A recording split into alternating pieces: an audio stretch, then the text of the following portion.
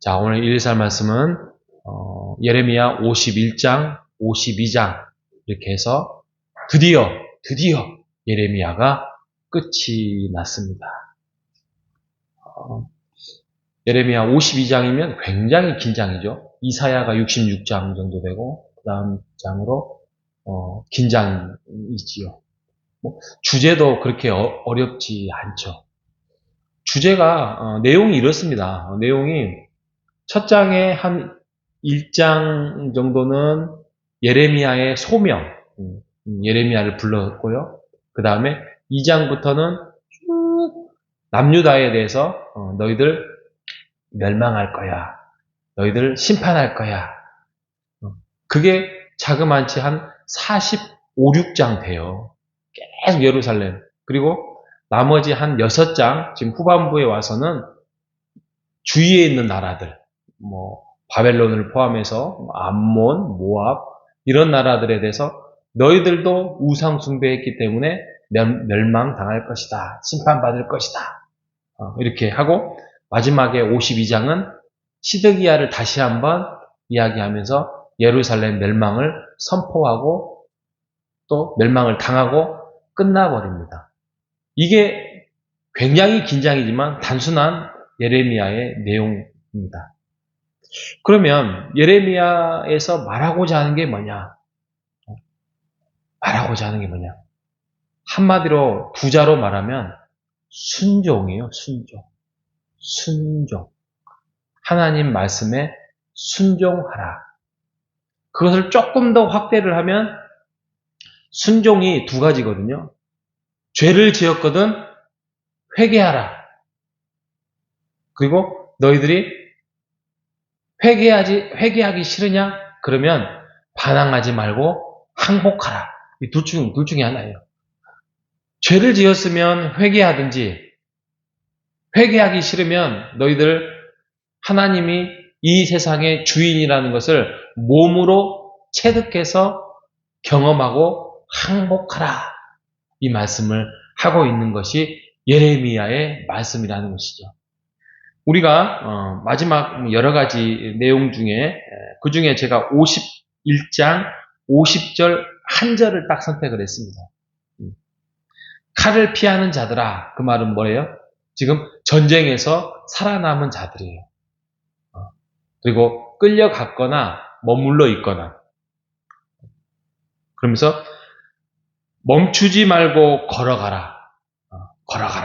바벨론으로 끌려가든지 너희들이 어디에 있든지 간에 멈추지 말고 하나님의 뜻을 향하여서 하나님이 너희들에게 지금 요구하고 있는 그 뜻을 향해서 걸어가라. 먼 곳에서, 바벨론에 끌려간 곳에서 여호와를 생각하며 예루살렘을 너희의 마음에 두라. 이것이 신앙 아닙니까? 이게 믿음의 고백이죠. 그렇죠? 예루살렘을 마음에 두라는 건 하나님을 마음에 두라는 것이죠. 그곳이 비록 이방 나라의 포로 생활이라 할지라도 너희들 하나님이 너희와 함께 하실 것인데 하나님의 시간, 하나님의 뜻이 끝나면 너희들을 하나님의 시간표대로 돌아오게 할 것이다. 이게 지금 바벨론 포로에서 하나님이 예레미야를 통하여서 말씀하시는 예언 아닙니까? 그러니 거기서 너희들 다른 생각하지 말고 그 앞전에 그랬죠. 거기서 결혼도 하고 거기서 집도 짓고 너희들 밭도 갈고 거기에서 살아라.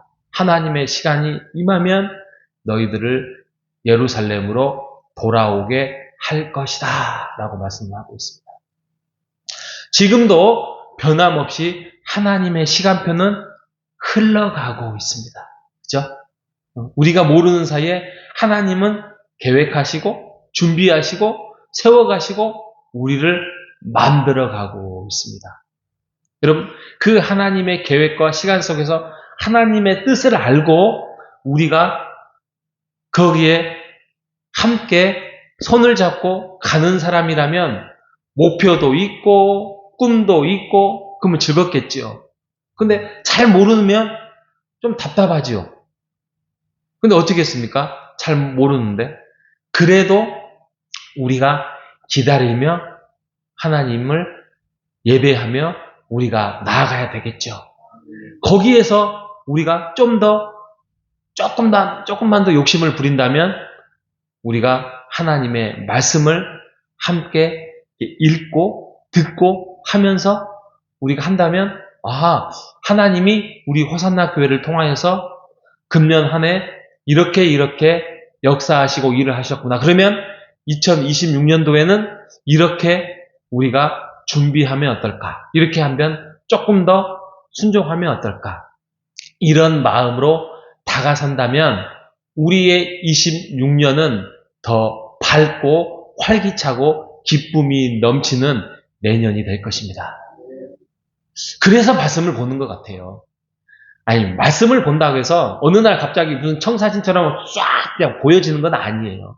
다 보여지는 건 아닌데 하나님이 보여주시는 것만큼 우리가 순종하고 나아가면 되는 거예요.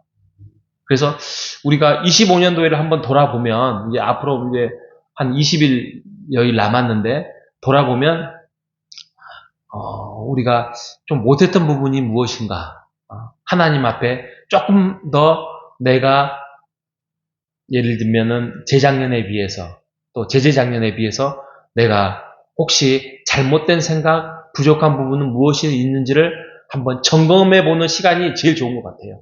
앞으로 20일 동안 우리가 점검해보고 내가 하나님 앞에 미처 내가 좀 잘못했던 부분들, 그런 부분들은 우리가 다시 한번 다짐하고 앞으로 20일 동안 26년도에는 좀 더 열심히 예배자로서 헌신자로서 또 교회를 세우는 주의 자녀로서 함께 해야 되겠다. 그런 마음으로 앞으로 20일을 잘 계획해 나가시는 여러분 되시기를 바랍니다. 두 가지예요. 순종인데 회개하든지 항복하든지 둘 중에 하나예요. 오늘 예레미야 말씀처럼 순종을 하는데 회개하든지 아니면 항복하든지.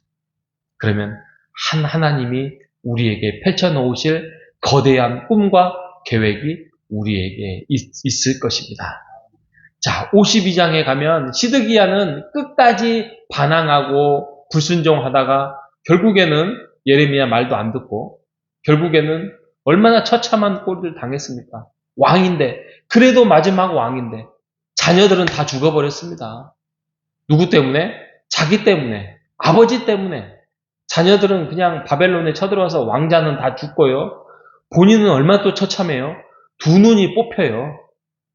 두 눈이 뽑혀서 쇠사슬로 묶여서 바벨론으로 끌려가서 감옥에서 평생을 그렇게 살다가 죽음을 맞이한 사람이 남유다 왕국의 마지막 왕 시드기야였습니다. 이 불순종이 얼마나 무섭고 얼마나 두려운지를 우리가 생각을 해봐야 될 것입니다. 우리가 지금 그때 구약의 말씀에 비하면 지금의 성령의 시대에 예수님의 이 땅에 오셔서 구원의 백성으로 우리를 부르셨고 또 인도하셨고 세워주셨고 또 우리가 이제는 옛 언약이 아니라 새 언약을 통하여서 하나님이 성령을 통하여서 우리를 깨우치게 하시고 또 교회도 주시고 또 성도의 공동체를 통하여서 함께 세워가라고 우리 호산나 교회를 허락해 주셨습니다. 여러분, 우리가요 잃어봐야 알아요. 만약에 전쟁이 나가지고 이제 예배도 못 드리게 되고 하나님을 섬기지 말라 그러고 이렇게 되면 얼마나 교회가 소중하고 성도들이 소중하고 하나님의 말씀이 소중하다는 것을 우리가 알 것입니다. 우리가 뭐 그런 일이 생기지 말아야 되지만 우리가 그런 것들을 상상해 보면 이렇게 하나님의 말씀을 가까이 할 수 있고 하나님의 말씀을 들을 수 있고 이렇게 교회에 나와서 하나님께 예배를 드리는 금년 한 해가 얼마나 축복된 해인지를 다시 한번 우리가 다짐하면서 우리가 금년보다는 내년도에 하나님께 예배드리는 자세뿐만이 아니라 예배드리는 횟수 우리가 더 열심히 하나님 앞에서 예배드리는 자로서 충성스럽게 다가서는 우리가 내년 되고 또 앞으로 우리가 다짐하는 우리 호산나 교회 되시기를 주님의 이름으로 축복합니다. 자, 52장이 다 마쳤습니다. 이제 예레미야 마쳤습니다. 이제 예레미야를 우리가 뒤로 하고 이제 또 새로운 말씀으로 다가설 텐데 금년 한 해 말씀을 잘 마무리하면서 우리가 말씀을 가까이 하는 우리 교회 성도 되시기를 주님의 이름으로 축복합니다. 하나님 감사합니다.